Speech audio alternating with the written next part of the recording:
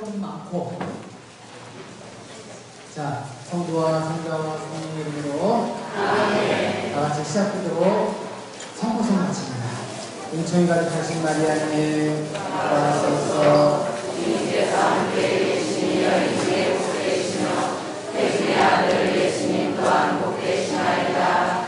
천주의 성모 마리아님, 이제와 저희 죽을 때 저희 죄인을 위하여 빌어주소서. 아멘. 성부와 성자와 성령으로 아멘. 자, 저는 아시는 분 계세요 혹시?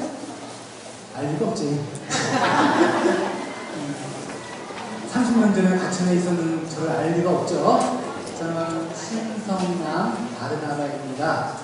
바르나바 신부고요. 출신도 성남이고 이름도 성남이에요. 분당 출신은 아니에요. 구성남 출신이에요. 이름은 신성남인데 출신은 구성남이에요. 자, 저도 여러분들 복 받은 거예요. 저만 한 거는. 저 어디 잘 안 나가요. 저는 우리 신자들밖에 모르는 바보이기 때문에 어디 잘 안 다닙니다. 근데 저 같은 경우는 우리 성당에서 매주 기도교실, 특강, 영성교실 저는 매주 해요. 그래서 나올 시간이 없어요. 근데 특별히 이제 이사를 바꿔가면서 해가지고 이렇게 나왔는데 아무튼 저한테도 영광이죠. 가천에서 이렇게 특강을 해볼 영광이 어디 있겠습니까, 촌놈이. 아무튼 반갑습니다. 자, 예수님과 함께 걷는 사람들, 그러니까 예수님과 동행하는 사람을 뭘로 보고 알 수 있을까요? 뭘 보고 알 수 있을까? 저 사람은 예수님을 믿는 사람이구나. 에이, 저 사람은 예수님 믿는 사람 아닐걸? 이렇게 우리 구분을 줄 수 있어요. 그 기준이 뭘까요? 아니, 주제 뭔지 몰라요? 왜 안 나와서 주제가 뭔지? 그러니까 그 사람이 기쁨으로 사느냐, 기쁨이 없느냐 보면 그 사람이 예수님과 사는 사람이 안 사는 알 수 있는 거예요. 즉 기쁨은 예수님과 동행하는 사람의 인생 표지예요. 맨날 성당 다니면서 기뻐할 일이 없어. 그러면 그 사람은 성당 다니지 말고 예수님과 함께 사는 사람은 아니에요. 무슨 기뻐할 일이 어디 있어요? 기뻐할 일이 있어요? 아니요. 기뻐할 일이 없어요. 그대로 기뻐요, 저는. 왜? 하나님께 주신 세상 사랑받는 것만도 기쁜 거 아니에요? 그렇잖아요. 기뻐할 일이 기쁜 게 아니라 예수님과 함께 살기 때문에 기쁠 수밖에 없는 건데, 이걸 보면은 저 사람이 예수님을 믿는 사람이구나. 저 사람은 나의 신자야. 이거 기분이 그런 거예요. 옆에서 보세요. 신자가 맨날 기쁨만 둘째치고 맨날 우거지 죽상 서봐. 옆에 보는 사람도 어때요, 기분이? 안 좋아. 저 사람 성당 왜 다니는 거야? 이런 소리 듣는 거예요. 자, 기쁨은 그리스도인의 표지이며 얼굴입니다. 여러분들이 내가 그리스도인이구나. 사람들은 기쁨을 보면 알 수 있는 거예요. 기쁨은 그리스도인의 삶의 표지이며 그리스도의 눈은 또 특권이에요. 이건 특권이에요, 특권.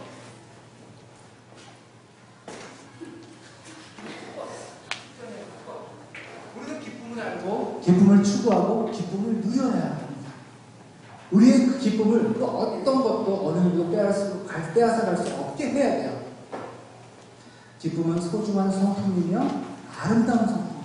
또 기쁨은 성품이면서 또 좋은 성품의 열매이기도 해요. 예수님을 닮은 성품을 소유한 분 가운데 대표적인 사람이 사도 바울이에요. 그는 기쁨으로 충만한 삶을 살았습니다. 바울의 기쁨은요, 차원이 높았어요. 기뻐할 일이 있어서 기뻐하는 건 당연하지만 기뻐할 일이 아닌 일은 기뻐했어요. 오늘은 바울 사도 얘기를 참 많이 할 거예요. 보세요. 바울가 쓴 성함을 보면 기뻐하십시오 그런 말 있죠. 그게 어디서 쓴 건지 알아요? 깜빵에 쓴 거예요. 깜빵에서 뭐가 기뻐할 일이 있는데 기뻐하라고 그랬어요? 그럼 자기는 기쁘지 않은데 신자들한테만 기뻐하라고 했을까요? 바울은 옥중 서신을 쓸 때 로마의 감옥에 있었지만 그의 편지는 기쁨으로 가득 차 있어요. 필리피서에서 바울은 기쁨이라는 단어를 수없이 사용하고 있습니다. 바울 자신이 기뻐할 뿐만 아니라 필리피 신자들에게도 기뻐하라고 말하고 있어요. 바울은 감옥에서 기뻐했어요. 로마의 감옥은 환경이 아주 열악한 차가운 감옥이었어요. 지금도 시대가 많이 좋아진 지금도 감옥은 어때요? 가보신 분 알죠? 아니 몰라요? 아, 몰라? 에이, 가봐요. 지금도 여러분들이 상식적으로 알고 있는 거 안 가봐도 알 수 있잖아. 감옥이 여건이 좋겠어 안 좋겠어요? 안 좋을 거란 말이야. 근데 2000년 전 로마의 감옥은 어떻겠냐고. 뭐 화장실 시설 변변했겠어. 밥이 제대로 났겠어. 술 냄새나고 지저분하고 똥도 아무데나 싸고 오줌도 아무데나 싸고 뭐 우리 영화 같은 거 보면 나오잖아요. 응? 그런데도 그는 기뻐했습니다. 감옥에 있으면서 복음이 전파되는 것 때문에 기뻐했어요. 그의 기쁨은 복음 전파에 있었고 영혼 구원에 있었습니다. 바울은 예수님 때문에 기뻐했고 예수님 안에서 기뻐했습니다. 예수님의 기쁨으로 기뻐하는 바울은 예수님을 아는 지식을 가장 고귀하게 여겼어요. 그래서 그는 예수님을 아는 지식을 위해 모든 것을 뭘로 여겼다? 쓰레기로 여겼어요. 예수님 때문에 다른 모든 것을 쓰레기로 여겼어요. 우리의 성품은 어느 정도의 환경에서까지 기뻐하느냐, 또 무엇 때문에 기뻐하느냐에 따라 결정됩니다. 세상의 쾌락 때문에 기뻐하는 사람은 우리는 존경하지 않아요. 그죠? 그것을 기쁨이라고 표현하지도 않고, 그걸 뭐라고 표현해요? 그거는 그냥 재미. 그건 기쁨이 아니에요. 재미지. 어? 재미와 기쁨은 차원이라는 거예요. 또한 우리의 성품은 누구 때문에 기뻐하느냐에 따라 결정됩니다. 바울은 예수님 때문에 기뻐했어요. 그래서 우리는 하박국 예언자의 고백을 좋아합니다. 저는 하박국이 누군지 아세요? 처음 들어보시죠? 성경에 있어요. 하박국서라고. 좀 읽어봐 좀. 지금도 성경 팔면 새 책값 받을 수 있는 분들, 진짜 지금도 성경 팔면 한 80%, 90% 책값을 받을 수 있을 것 같죠? 빗줄 한 장 안 주고 침만 안 묻어가지고. 거기 가면 하박국서라고 있어요. 거기서 이런 말이에요. 그가 하박국이 어려운 환경에서도 하느님을 인해서 기뻐했기 때문에 저는 하박국서를 좋아해요. 한번 짧으니까 읽어보세요. 이런 말이 있어요. 하박국서 3장 17절에서 18절 말씀. 무화과 나무는 꽃을 피우지 못하고 포도나무에는 열매가 없을지라도 밭은 먹을 것을 내지 못할지라도 우리에서는 양떼가 없어지고 외양간에는 소떼가 없을지라도 나는 주님 안에서 즐거워하고 내 구원의 하느님 안에서 기뻐하리라. 아멘. 좀 때가 안 되면 좀 해봐야죠. 정말 얼마나 정말 기뻐할 일이 없잖아. 무화과 나무에 꽃도 없지, 포도나무에 열매가 없지, 양은 다 없어지고 소 다 없어지고 뭐가 기뻐? 그래도 주님 안에서 즐거워하고 내 구원의 하느님 안에서 기뻐합니다. 하느님 안에서 예수님 주님 안에서 기뻐합니다. 기뻐할 일이 없어도. 그럼 또 그분이 어떻게 돼요? 채워주시니까. 아무 때나 하면 안 돼, 하박국은 정말 힘들고 어려운 환경 속에 있었어요. 그러나 그는 하나님 덕분에 즐거워했어요. 구원의 하느님으로 인해 기뻐했던 거예요. 그가 기뻐하고 있는 것이 분명한 것은 그가 기쁨을 표현하고 있기 때문에 기쁜 사람은 표현할 수밖에 없어요. 표현 저절로 얼굴이 나타나요. 얼굴 보면 지금 여러분도 얼굴 보면요 기뻐하는 사람은 갑자기 또 얼굴 펴지네. 갑자기 또 얼굴 펴는데요.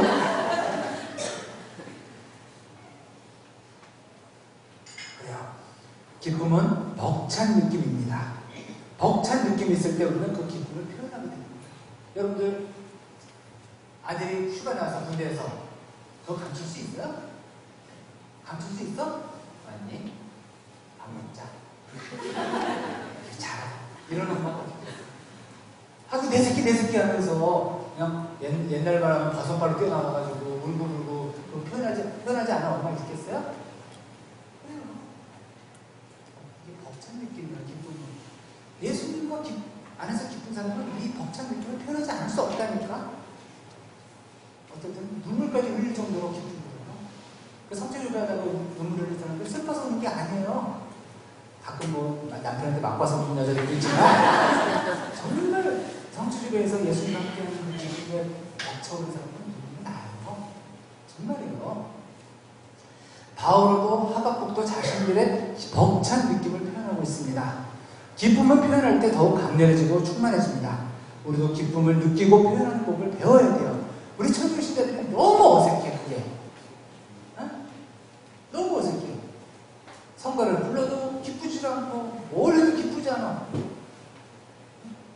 개신교 신자에 비하면. 그렇잖아요. 행복해지기를 원한다면 행복한 사람들을 관찰하여 그들에게서 행복의 비결을 배워야 하거든요. 기쁨에 충만한 삶을 살고 싶다면 기쁨이 넘치는 사람을 관찰하여 그 기쁨의 비결을 배워야 합니다. 그래서 오늘 우리는 바울 사도를 한번 배워보는 거예요. 응? 사도 바울과 기쁨의 사람이 된 것은 저절로 된 게 아니에요. 세상에 저절로 된 거 없어요.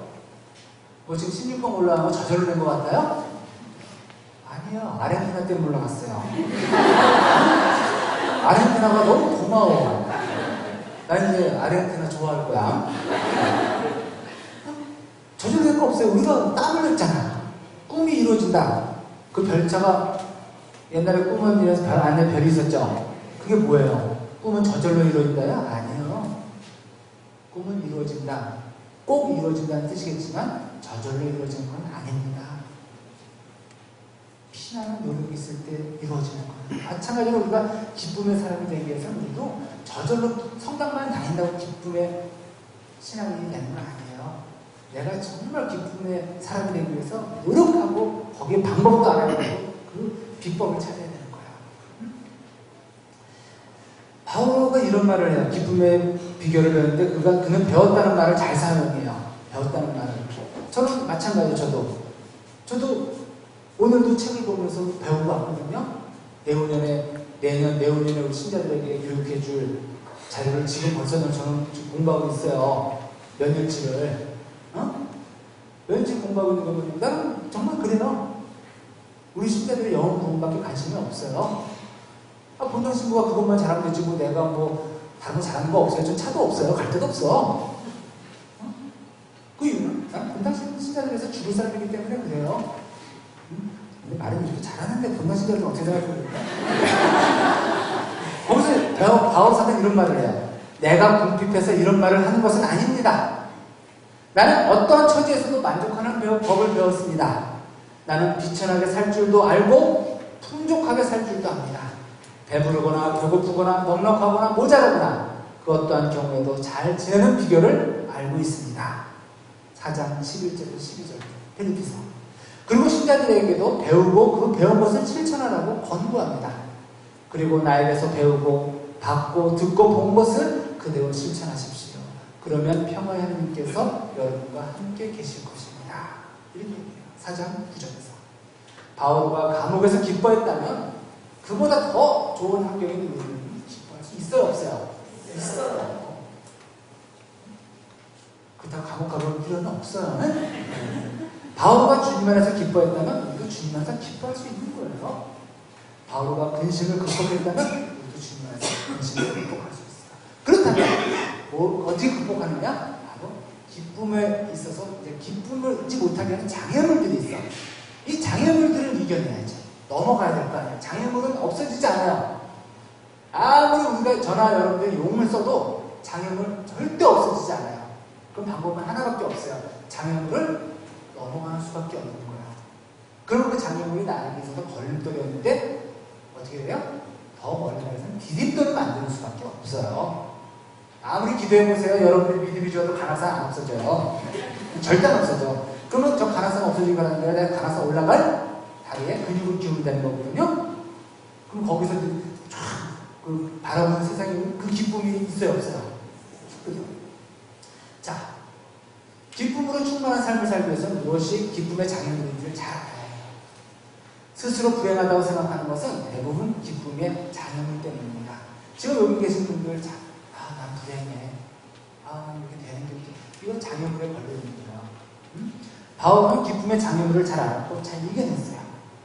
기쁨의 장애물들을 이겨냈고 또 초월했어요. 자, 첫 첫 번째, 뭐가 기쁨의 장애물, 기쁨을 빼앗는 장애물 첫 번째는 뭐냐? 환경이에요. 환경. 인간은 환경에 좌우됩니다. 좋은 환경을 만나면 기뻐하고 나쁜 환경을 만나면 우울해져요. 그죠? 이런 인간의 모습을 간파한 시 바이러는 인간이란 환경의 조롱거리일 뿐이다 라고 말했어요. 사도 바울은 자신의 환경을 이렇게 기록하고 있습니다.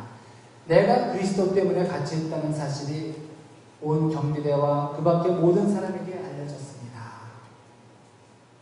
바울과 처한 환경은 감옥입니다.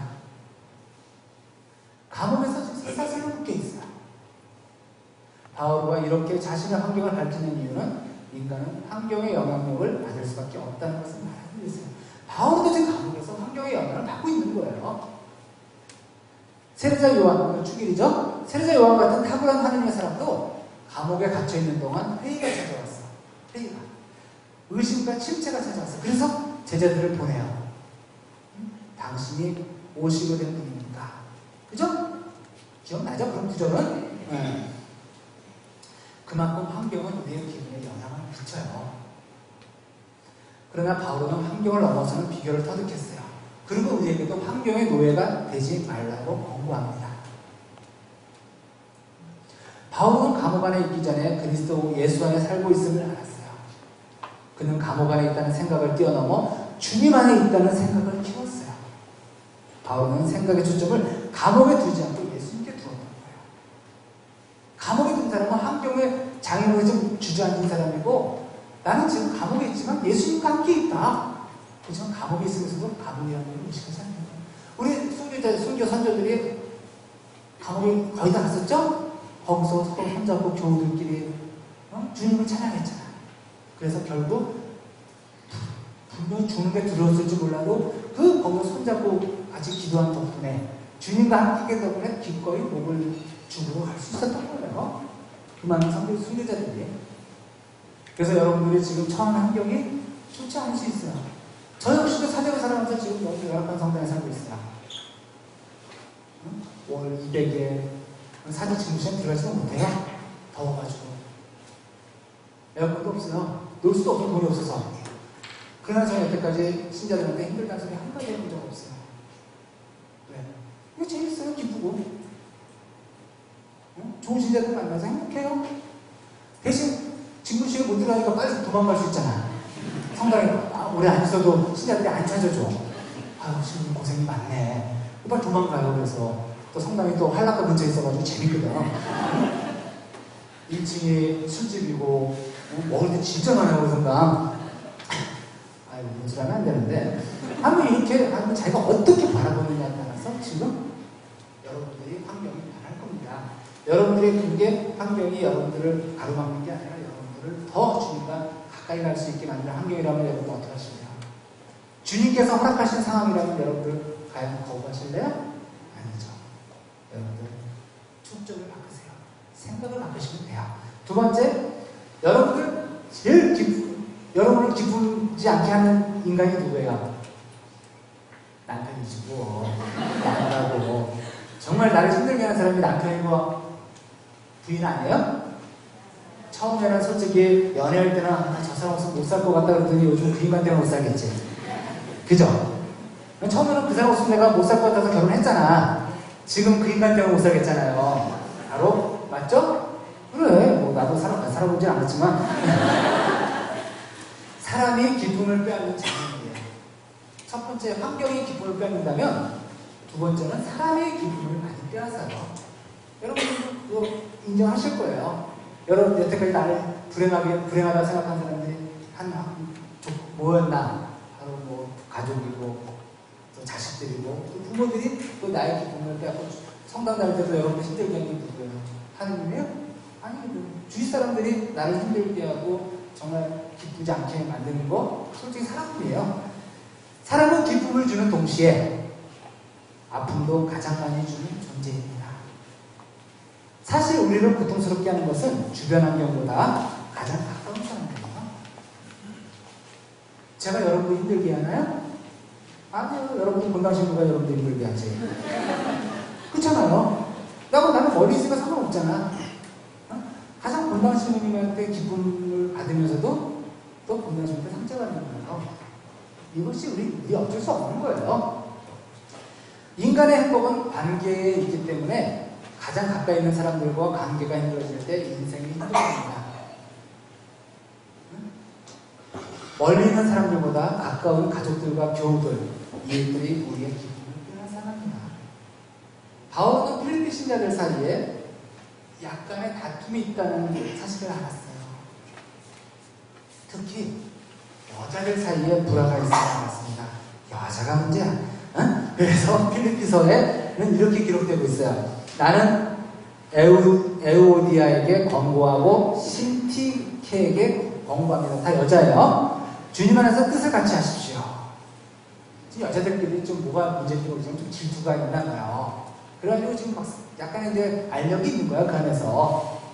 그러니까 바울사도가 그 사실을 알고 주님 안에서 뜻을 같이 하십시오라고 해요. 바울은 일찍이 자신을 죽이지 않으면 먹지도 마시지도 않겠다는 사심을 만난 적이 있어요. 그에게는 원수가 많았습니다. 자신을 낙담시키는 수없이 많은 사람을 만났어요. 어떤 사람들은 바로 바오로를 괴롭히기 위해 다툼으로 그리스도를 전파하기도 했어요. 필리피서 다 나와요.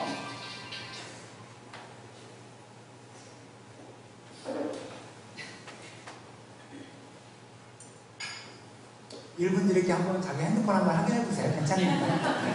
울릴 수도 있는데 이제 더 이상 안 울리게 한번 진동으로 돼 있나 한번 확인해 보세요. 괜찮아요. 울리면 좀 풀리잖아요. 다 쳐다보잖아요. 끌 것까지는 없는데. 그러나 바울은 모든 사람을 초월해서 기뻐하는 비결을 터득했습니다. 바울은 그들이 가식으로 하든 진심으로 하든 그리스도를 전하는 것이니 기뻐했어요. 바울과 로마까지 와서 복음을 전파하게 된 것도 그를 괴롭히는 사람들 덕분이었어요. 로마의 감옥에서도 자신을 괴롭히기 위해 그리스도를 전파한 사람들 덕분에 그의 사명이 이루어지고 있음을 알았던 거예요. 필리피서 1장 17절 18절. 그러나 다른 이들은 이기심이라는 불순한 동기로 그리스도를 선포합니다. 그들은 나의 감옥 생활에 괴로움을 더할 궁리를 하는 것입니다. 아무려면 어떻습니까? 가식으로 하든 진심으로 하든 그리스도를 전하는 것이니 나는 이 일로 기뻐합니다. 처음 들어보는 구절이죠? 그죠? 성경에 이런 말씀이 있는지도 몰랐지요? 근데 있네. 필리포스에 가식으로 하든 진심으로 하든. 여러분들도 마찬가지예요. 주위 사람이 어떤 사람이 그리스도를 선포하는데 저 자매는 왜 이렇게 가식적이야? 욕하지 마세요. 가식으로 해도 그 사람은 지금 예수를 전하고 있는 거예요. 자기만 진심인 것처럼 얘기하지 말라는 소리예요. 내 눈에는 그 여자가 가식으로 보이지만 그 여자가 진심인지 어떻게 알아? 어쨌든 간에 바울 사도는 기뻐한다는 거예요. 그렇게 해서도 그리스도가 전파되니까 꼭 나만 순수하고 진실한 것처럼 저 사람은 까지 마세요. 저 사람 속을 우리가 어떻게 알아? 그죠? 세 번째 기쁨을 빼앗는 장면물은 걱정입니다. 걱정. 여러분들 성경에 가장 많이 나오는 구절이 바로 걱정하지 말아요. 365번 정도 나오는 구절이 두려워하지 마세요예요. 두려워하지 마라. 제일 많이 나오는 그 다음에 300, 그러니까 매일같이 두려워하지 말고 두려워하지 마라 다음에는 꼭 무슨 구절이 따라오나요? 내가 너와 함께 있다라는 비슷한 구절이 따라와요. 두려워하지 말라고 했는데 그냥 두려워하지 말라. 무대뽀로 살라는 뜻이 아니라 내가 함께 있다. 그런 구한 비슷한 구절이 나오는데 이게 제일 안 좋았더니 찾아보니까 그거 배 이상이 걱정하지 마라. 근심하지 마라는 구절이에요. 의심하는 사람들 오늘부터 찾아봐. 창세기 1장서부터 요한복음까지 밑줄 빨리 한번 찾아 갖고 와보세요. 제가 그러면 선물 하나 드릴게요. 바로 이렇게 걱정하지 마라. 그만큼 우리가 걱정을 달고 산다는 소리예요. 걱정, 배불러도 걱정, 배고파도 걱정, 졸려도 걱정, 애가 공부를 잘해도 걱정, 못해도 걱정, 그죠? 그래 안 그래요? 남편이 일찍 와도 걱정, 늦게 와도 더 걱정, 정말 걱정이 요즘 걱정을 달고 살잖아. 바로 걱정이 우리 기쁨을 빼는 장애물입니다.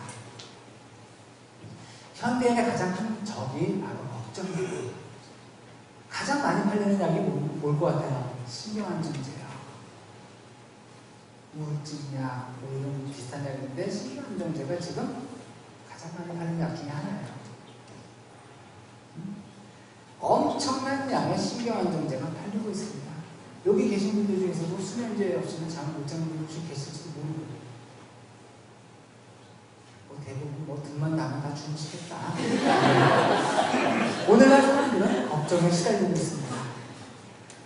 어느 시대보다 잘 살고 편안해요. 그럼에도 불구하고 어느 때보다 걱정을 많이 하는 시대에 살고 있습니다. 제가 이제 아파트에 살고 있거든요. 15층에. 그러다가 엘리베이터 고장나면 어떡하나 그 걱정, 이거 무너지면 어떡하나 그 걱정, 이런 걱정을 달고 살아요. 바울은 필리피 신자들에게 걱정이 많다는 사실을 알고 있었어요. 그 걱정 때문에 그들이 기뻐하지 못하고 있다는 사실을 알고 이렇게 권고하고 있습니다. 아무것도 걱정하지 마십시오. 어떠한 경우에든 감사하는 마음으로 기도하고 간구하며 여러분의 소원을 하나님께 아뢰십시오. 따라하세요. 아무것도 걱정하지 마십시오. 아무것도 걱정하지 마십시오. 어떠한 경우에든 감사하는 마음으로 기도하고 간구하며 여러분의 소원을 하느님께 아뢰십시오. 그럼 4장 6절에서 이렇게 말씀합니다. 아무도 걱정하지 마세요. 사서 걱정하지 마세요. 그리고 걱정도 팔자야. 그죠? 정말 어떠한 일을 감사하시면 걱정이 풀어들어요. 예수님도 걱정이 얼마나 심각한 문제인지 아셨어요. 그래서 마태복음 6장에서 걱정하지 않고 살아가는 비결을 가르쳐 주셨습니다. 걱정하지 않는 비결 가운데 가장 중요한 비결은 뭘까요? 걱정하지 않는 것입니다. 이거예요 진짜. 그래서 걱정하지 않도록 결정하는 거예요. 제가 신자가 1200명이 조금 안 돼요. 1200명이 안 되면 저희 안나성당이 지금 성전을 짓고 있어요. 몇십억이 들어요. 미치겠어요, 저거. 미치겠어요, 정말. 성당 나오는 사람이 4대 한 30명 정도의 주일 참여를 애들 빼고, 어르신, 할머니, 할아버지 빼고, 실질적으로 경제 임금은 몇 명 안 돼요. 이런 걸 처음에 성당지를 했는데 나는 또 체질적으로 신뢰하는데 돈 얘기는 못하고. 참 미치겠네. 이럴 때 걱정 많이 했어요. 근데 요즘 아무 걱정 없어요. 10억 사인했어요, 대출은. 다음 주에 신협 가서 심사 받으러 가요, 10억. 제가 태어나서 진짜 10억에 사인해볼 줄은 몰랐어요. 뭐, 그렇게 되더라고, 이렇게 뭐. 그리고 신사들이 저 정말 있는 돈 없는데 저도 내요. 저도 내요. 저도 11조 내고, 특강 갔다 오면 반땅하고, 저도 강사를 받으면 또 반땅해요. 그리고 그동안 신학교에서 모은 돈 1000만 원 냈고요. 왜? 나부터 해야지. 신부 먼저 해야지. 신자들은 나 신부는 뭐 어려운 시대. 하니까 신부들도 따라와 줘요. 우리 요즘같이 어려운 시대가 어딨어. 정말 걱정한 적이 없어요. 속은 타요. 그동안 이렇게 하는 거 타봅니다. 그리고 좀 쿨하게 이렇게 걱정하지 않는 거예요. 걱정에 빛이 없죠? 속은 타요. 넷째, 이 걱정의 기쁨을 빼앗는 장애물이고 네 번째는 물질의 기쁨을 빼앗는 장애물이에요. 물질. 가난을 겪어보지 않은 사람은 모릅니다. 경제적으로 어렵거나 파산한 사람들에게 찾아오는 경제적인 압박은 마음속에 있는 기쁨들을 다 밖으로 쫓아내는 역할을 합니다. 지금 집에 빨간 딱지 붙었는데 뭐가 기뻐? 괜찮아요. 이것도 주님의 뜻이니 뭐 기뻐해야지. 시간이 지나야지. 시간이 지나야 주님의 뜻도 보이지. 그 순간 당장 길거리로 나한테 생겼는데 어떻게 기뻐할 수 있겠어요? 그러나 가난이 주는 불편함 때문에 가난은 죄가 아니에요. 그죠? 다 알고 있어요. 가난은 죄가 아니라지만 그러나 가난이 주는 불편함 때문에 기쁨을 상실하게 되겠어요. 그래서 죄가 될 수가 있어요. 가난이 주는 스트레스 때문에 마음의 여유를 잃고 기쁨을 잃어버릴 때가 솔직히 있습니다. 필리핀 신자들 가운데 물질 문제로 고통을 당하는 사람들이 있었어요. 바울은 그들을 이렇게 위로합니다.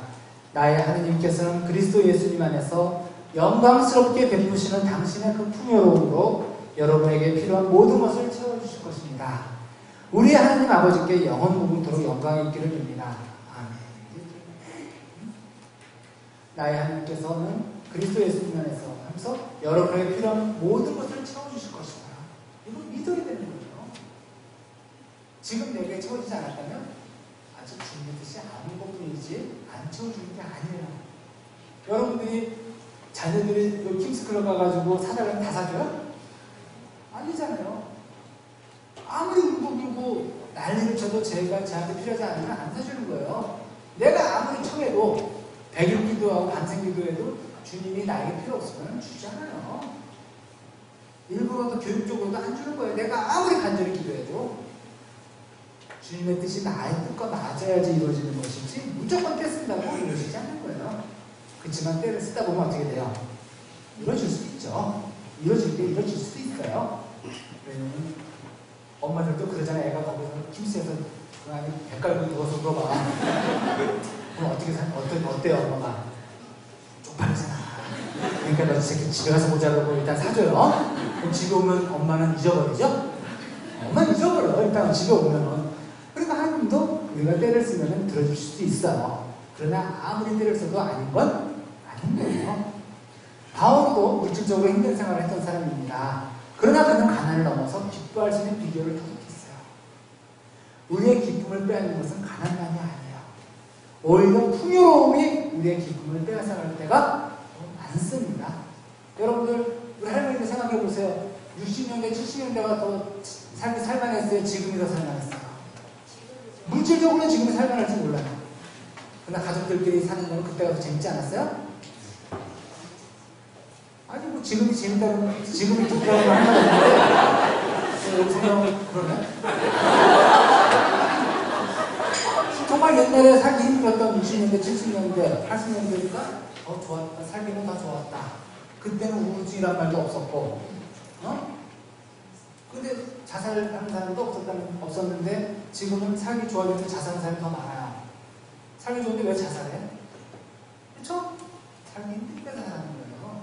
왜? 풍요로움이 우리를 보장해주는 건 아니에요. 우리 삶을. 여러분 집에 뭐 에제트 했다고 해서 여러분 행복하세요? 어떤 사람은 차 없이 전철만 타고 다녀도 행복해요. 저는요. 오늘 전철 타고 오면서 여러분들 많이 봤거든요. 복장도 참 이쁘대. 정말 이런 세계도 있었구나. 내가 그동안 너무 몰랐네. 하면서 정말 재밌어요. 이 사람 보면서 저 사람을 보면서 차가 있어서는 누리지 못하는 재미였어요. 정말 부자가 되면 모두 행복할 것이라고 생각하시죠? 나한테 얼마만 있으면 행복할 텐데. 그 로또 당첨되면 뭐해? 로또 당첨된 사람들 그래서 행복한 사람이 있었어요.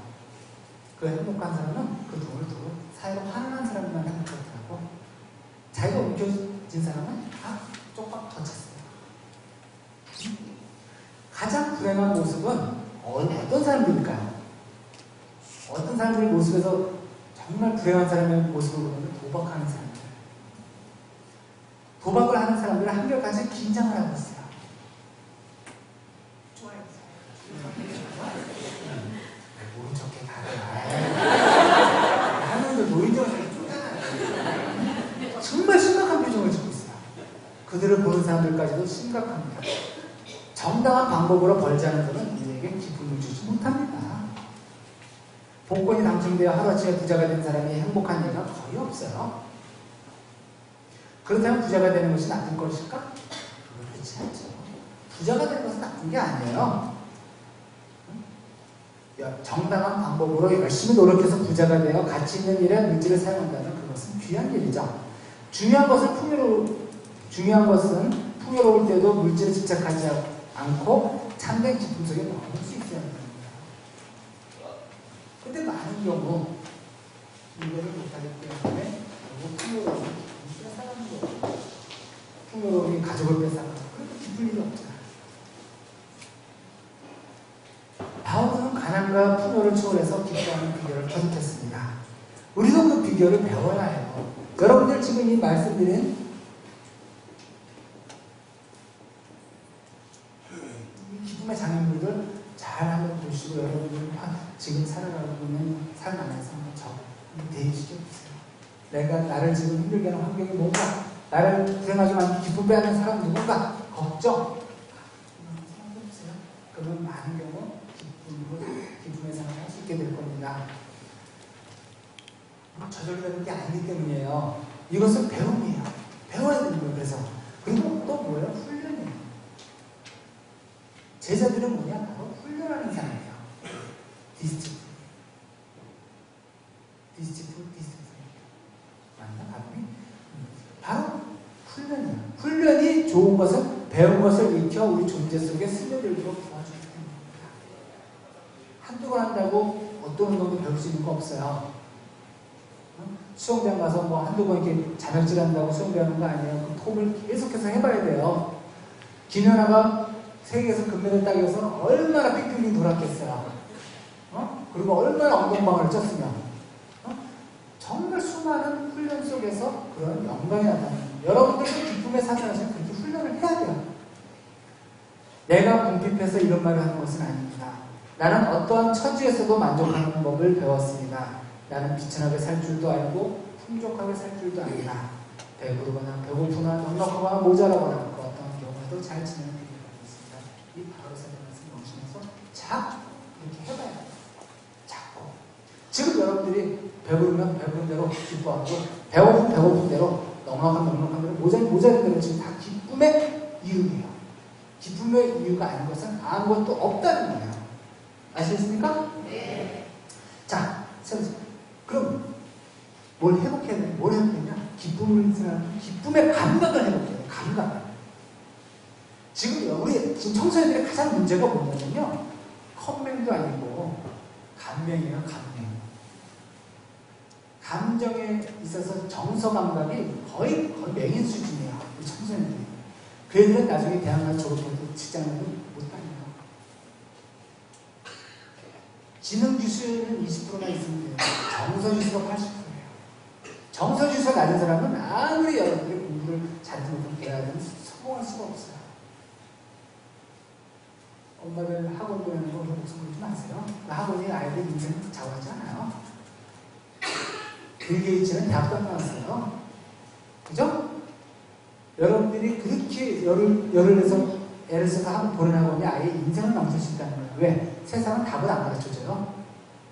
여러분들 쪽집게 가야 하면서 그런 선생님들 찾죠? 엄마들? 그래요. 학원에서는 답을 정해 가르치면 돼요. 그렇지만 대학에서는 답을 안 가르치고 사회에서는 답이 없어요. 자기가 답을 찾아야 돼. 그런데 쪽집게 가야는 답을 찾는 법을 가르치는 게 아니라 답을 찾아주니까 이게 뭐예요? 우리는 즉 감명이야, 감명. 그러니까 미국 같은 나라에서는 이런 애들을 안 써요. 미국은 성적이 좋아도 대학에서 안 받아줘요. 어디 가서 봉사 경력이 없고 어디 가서 뭐 실습해본 경력이 없으면 그런 애들 사회적으로 자기밖에 모르는 이기적인 애라고 안 받아줘요. 아이비리그 있잖아요. 중요한 거기에 절대 못 들어가요. 그래서 우리나라 애들이 고등학교 공부에 대학교 가서 싫다는 이유가 바로 그거예요. 지금 전국 우리 사회도 서울대 애들은 안 씁니다. 왜? 회사에서는 딱 하나 주고 해봐. 그런데 이거 어떻게 합니까? 물어보거든. 이렇게 해라 해줘야지 애들은 할 수 있는 거예요. 왜? 답을 다 찾아줬으니까. 근데 사회는요, 답을 안 찾아줍니다. 답은 자기가 찾아야 돼요. 근데 우리 애들은 학원 교육에 익숙해져 있기 때문에 답을 찾아주지 못하는 건 바로 사회에서 바보예요. 그래서 지방대학교들이 더 창의적인 건지를 몰라요. 기쁨을 누리며 살기 위해서는 기쁨의 감각을 회복해야 합니다. 사실 기쁨의 장애물 중에서 가장 큰 장애물은 뭘까요? 그래서 가장 큰 장애물은요, 무감각이에요. 무감각이 제일 무서운 장애물이에요. 무감각할 때 우리는 기쁨을 누릴 수가 없어요. 여러분들이 가장 지금 지금 연세 드시고 가장 힘든 게 뭐예요? 기쁠 일도 없고 슬플 일도 없고 그렇죠? 제 말 들렸어요? 그냥 기쁠 일도 없고 슬플 일도 없고 죽으면 먹고 잘 때면 자고 정말 무감각한 게 문제랍니다. 삶이 다이나믹해야 되는데 역동적이어야 되는데 그냥 그러니까 지금 사람들이 스스로 목숨을 끊는 거 아니에요. 사람 낙엽대요. 바로 우울증 걸리는 사람들이 대부분 이 무감각에서 많이 가요. 감정이 없는 거예요, 지금. 감각이 없다는 건 뭐예요? 결국 죽는 거거든요. 밟고 터뜨려야 되는데,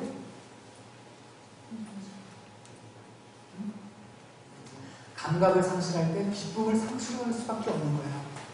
기쁨의 감각이 회복되어야 하는 이유는 기쁨과 감각이 밀접한 관계가 있기 때문이에요. 어떤 교수님은 이런 말을 하네요. 우리가 기쁨을 누리려면 어떻게 해야 합니까? 먼저 우리의 감각이 회복되어야 합니다. 기쁨의 반대말은 슬픔이 아닙니다. 여러분들 기쁨의 반대말이 슬픔을 알고 있죠? No. 기쁨의 반대말은 무감각입니다. 우리는 사랑의 반대가 미움이나 증오가 아니라 무관심인 줄 알잖아요. 사랑의 반대말 미움이나 증오 아니잖아요.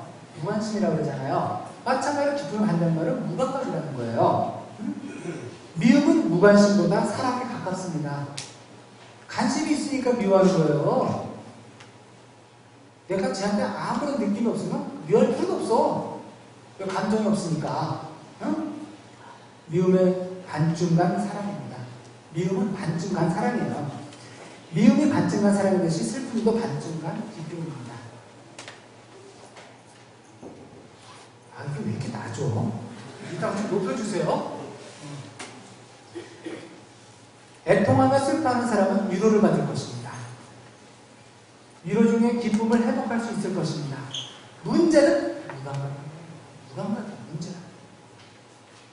감각이 없을 때 우리는 기뻐할 수 없어요. 기쁨을 누리기 위하여 먼저 우리의 무감각이 치유되어야 합니다. 우리의 감각이 살아날 때 기쁨도 살아나는 겁니다. 아시겠어요? 지금 여러분들이 좀 삶에 있어서 무감각하다.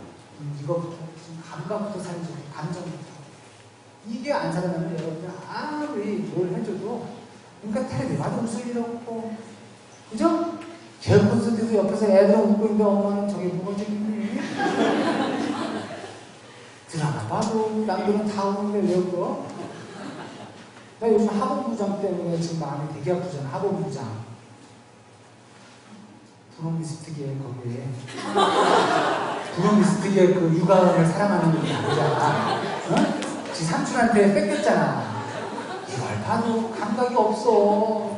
어? 안 보세요?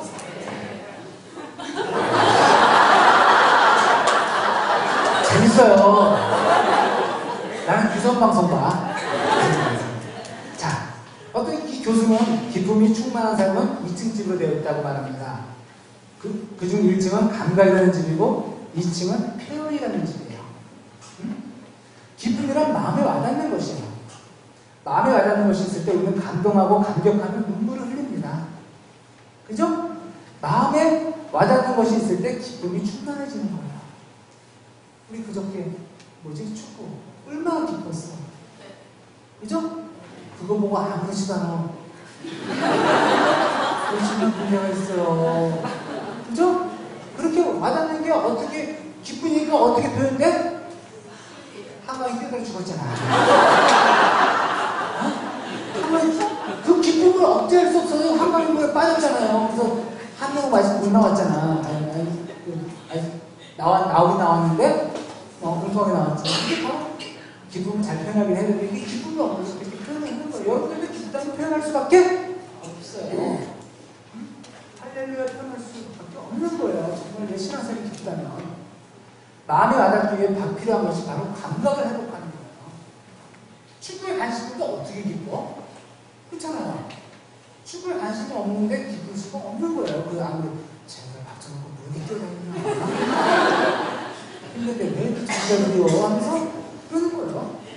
감각이 회복된 그에 필요한 것은 표현의 행동입니다. 여러분들이 가장 문제가 지금 표현이 주고 있어요. 표현. 사랑은 사랑한다. 싫다 이거 표현을 해야 되는데 표현이 없어.